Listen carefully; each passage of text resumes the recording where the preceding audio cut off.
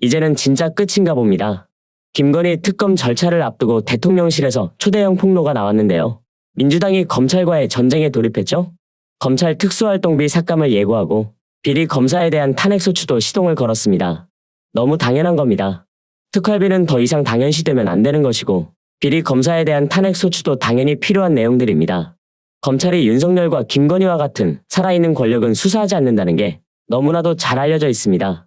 그래서 오는 12월 김건희 특검법을 통과시켜 내년 4월 총선을 앞두고 정권 심판론을 강화하겠다는 걸로 보이는데 국민들 입장에선 환영입니다.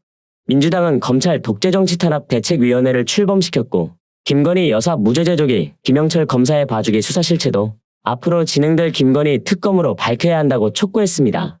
친윤사단인 김영철 검사가 이끌었던 반부패 수사위부는 지난 3월 코바나 컨텐츠 대기업 협찬 의혹에 대한 무혐의 처분을 시작으로 삼성전자의 아크로비스타 뇌물성 전세권 설정 의혹, 도이치파이낸셜 주식 저가 매수 의혹도 모조리 무혐의 처분한 바 있습니다.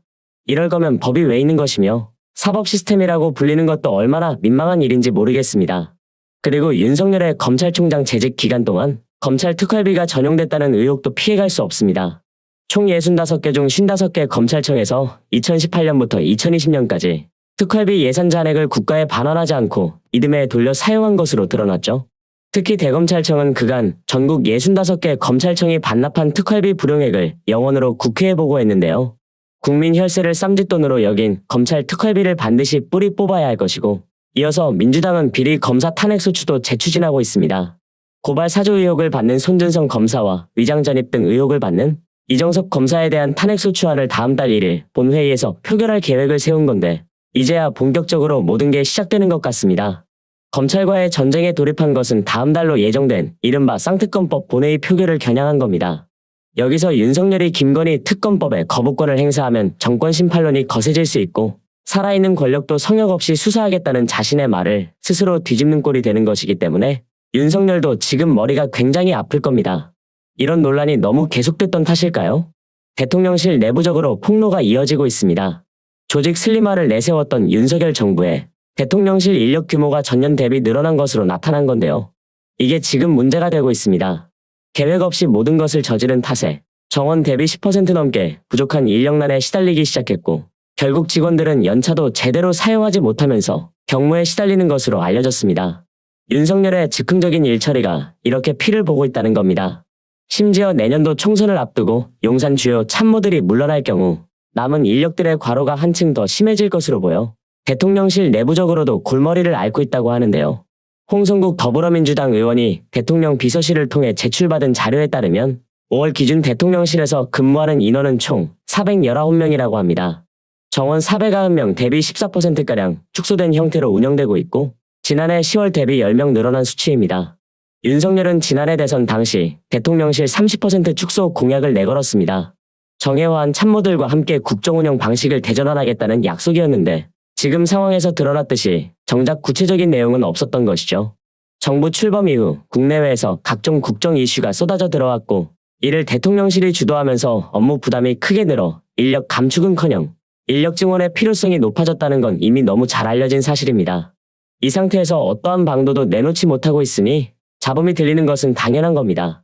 그리고 여기서 대통령실 슬림화 공약은 연말을 전후로 의도치 않게 목표치에 가까워질 가능성이 높아졌다는 것도 문제인데요. 용산 출신 간판을 바탕으로 총선 출마를 준비하는 이들의 잦은 이탈이 예상되기 때문이고 윤석열은 이를 그대로 추진하고 있습니다. 내년 총선 출마를 준비하는 대통령실 참모진 규모가 30명 안팎에 이를 것으로 보이는데 가뜩이나 지금도 엉망인 대통령실 업무가 이제는 더욱 엉망이 될 걸로 보입니다. 대통령실을 나가는 자, 그리고 대통령실에 남아있는 자 모두가 문제입니다. 실제로 대통령실 내부 폭로에 따르면 지금도 늘어나는 업무량을 인력 구조가 뒷받침하지 못하면서 휴가조차 제대로 쓰기 어려운 실정이라고 합니다. 무엇 하나 제대로 되는 게 없다는 겁니다. 지난해 대통령실 소속 직원들의 평균 연가 사용 일수는 비서실이 7.6일, 안보실은 7.9일로 사용률이 50% 안팎에 그쳤다고 합니다. 여기서 한 직원은 일이 버겁다 보니 파견직 대부분이 기간 만료 후 복귀를 택하지 연장하지 않는다고 얘기했고요. 그리고 출범 1년이 지나도록 대통령실 조직 운영이 갈피를 잡지 못하고 있다는 이야기도 나오고 있습니다. 도대체 제대로 하는 일이 뭐냐는 겁니다. 문제는 이뿐만이 아닙니다. 윤석열의 이념 공세가 더욱 거세지면서 직원들은 더욱 수렁으로 빠지고 있거든요. 어제 윤석열이 새마을운동을 바탕으로 과거 고도성장의 대한민국을 다시 만들어내고 그 영광을 재현하자고 말했습니다. 그러면서 박정희를 위대한 지도자로 호명했는데요. 이게 북한인지 구분이 안 될 정도입니다. 보름 동안 박정희를 3번이나 공개적으로 언급하고 이는 눈에 너무 잘 보이는 술수죠. 극우 지지자들을 어떻게든 끌어모으려 안간힘을 쓰고 있는 겁니다. 윤석열은 과거 새마을운동을 두고는 대한민국의 그동안의 눈부신 성장과 번영은 우리도 한번 잘 살아보세라는 국민들의 의지와 하면 된다는 신념이 있어 가능했다면서 이러한 의지와 신념을 이끌어준 위대한 지도자도 있었다고 말했습니다. 이 역시 박정희를 염두에 두고 한 발언입니다. 한마디로 너무 웃긴 행보인데요. 지금 상황을 간단히 정리해볼까요?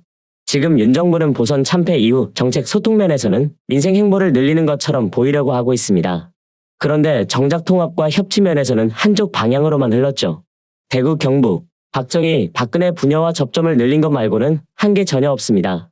윤석열은 지난달 27일 경북 안동을 찾았고 10일 뒤에는 대구에서 바르게 살기 운동 전국회원대회장과 박근혜 자택을 방문한 게 전부입니다.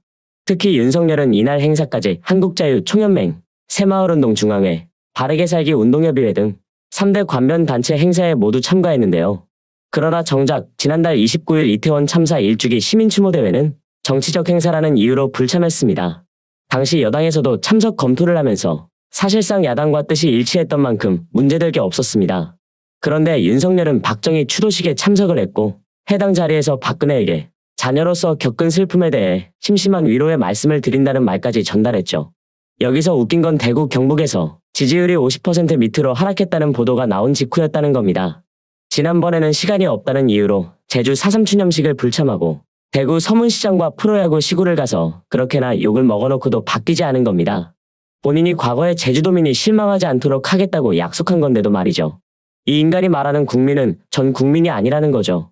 윤석열은 본인이 하고 있는 행동이 가장 정치적이고 이념적이라는 걸 본인만 모릅니다. 아니면 본인이 무슨 말과 행동을 하고 다니는지 매번 까먹는 건 아닌지 모르겠습니다. 국회 시정연설에서는 전임 정부에 대한 비판은 자제했지만 야당과의 구체적 협치 방안은 담기지 않았습니다. 이재명 대표와 시정연설 전에 환담한 이후에도 아무런 변화가 없었고 야당 지도부와는 논의조차 이뤄지지 않고 있고요. 대체 뭐 하는 사람일까요?